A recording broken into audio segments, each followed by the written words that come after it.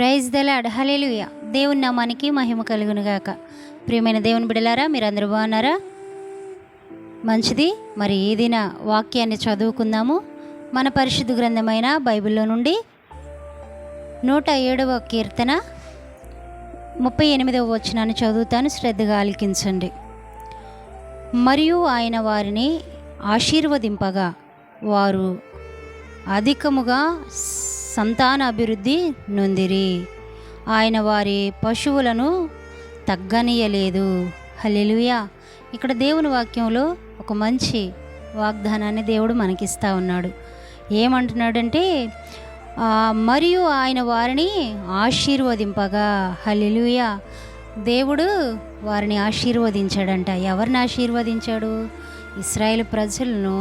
తరువాత ఆయన ఎవరైతే దేవుణ్ణి కలిగి ఉన్నారో వారిని అందరినీ దేవుడు ఆశీర్వదించబడటానికి ఇష్టపడతా ఉన్నాడు. హల్లెలూయా. అందుకని ఇక్కడ దేవుని వాక్యంలో ఆయన అంటా ఉన్నాడు, ఆయన వారిని ఆశీర్వదింపగా వారు అధికముగా సంతానాభివృద్ధి పొందిరి. ఏ అభివృద్ధి మనకి కావాలి అనుకున్నా, ఏ అభివృద్ధిలో నువ్వు ఆశీర్వదించబడాలి అనుకున్నా, ఏ పనుల్లో మరి నువ్వు దీవించబడాలని కోరుకుంటున్నావో నాకైతే తెలియదు. కానీ నువ్వు ఏది చేయాలనుకున్నా ఆ దేవుని ద్వారానే అభివృద్ధి అనేది, ఆశీర్వాదం అనేది పొందుకోగలుగుతావు. దేవుడంట వారిని ఆశీర్వదింపగా వారు సంతానాభివృద్ధి కలిగారంట. హల్లెలూయా. మరి ఈ దినాల్లో ప్రజలు అభివృద్ధి లేక అభివృద్ధి కొరకు రకరకాల ప్రయత్నాలు చేస్తూ ఉన్నారు కదండి. అయితే మరి ఏ రకమైన అభివృద్ధిని మనం ఆశపడతా ఉన్నాం? కొంతమంది సేవకులైతే మరి సంఘాభివృద్ధిని కోరుకుంటా ఉన్నారు. కొంతమంది మరి సంతానం లేని వారైతే సంతాన అభివృద్ధిని కోరుకుంటా ఉన్నారు. కొంతమంది వ్యవసాయం చేసేవారైతే వారు చేసిన వ్యవసాయంలో అభివృద్ధిని కోరుకుంటా ఉన్నారు. కొంతమంది మరి పాడి కలిగిన వారైతే, పశువులు కలిగిన వారైతే వారు వాటిలో అభివృద్ధిని కోరుకుంటా ఉన్నారు. రకరకాల అభివృద్ధులు మనం ఆశపడతా ఉన్నాం. కానీ ఆ అభివృద్ధి రావాలి అంటే ఎవరు ఆశీర్వదించాలంట? దేవుడే వారిని ఆశీర్వదించాడంట. అందుకని వారు సంతాన అభివృద్ధి కలిగి ఉన్నారంట. హల్లెలూయా.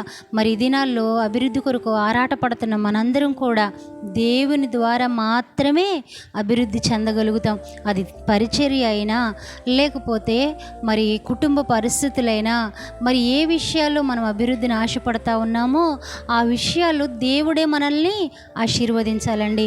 మరి ఆ దేవుని యొద్దకు నమ్మకంగా నువ్వు వస్తావా? మరి దేవుని కొరకు నిలబడతావా? లేదా ఆయన సన్నిధిలో నమ్మకంగా ఉంటున్నావా?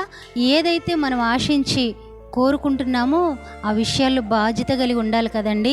అయితే దేవుని వాక్యములో ఆయన అంటా ఉన్నాడు, వారిని ఆయన ఆశీర్వదింపగా వారంట సంతానాభివృద్ధి కలిగారంట. హల్లెలూయా.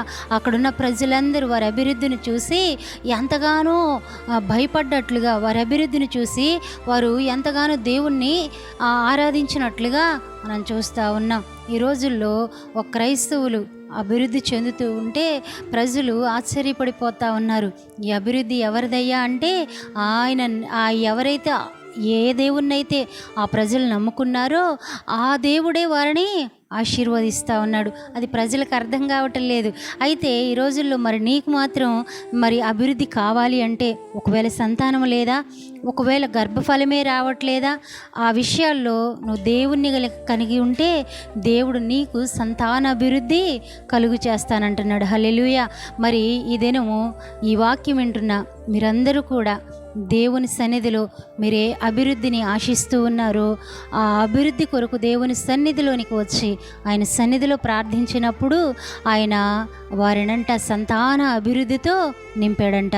మరి అన్ని విషయాల్లో మీరు ఏ రకమైన అభివృద్ధిని కోరుకుంటూ ఉన్నారో ఆ రకమైన అభివృద్ధి సమృద్ధిగా దేవుడు మీ అందరికీ అనుగ్రహించాలని ప్రభు పేరట కోరుకుంటూ ఈ మాటలు ముగిస్తూ ఉన్నాను. దేవుని నామానికే మహిమ కలుగునుగాక. ఆమేన్.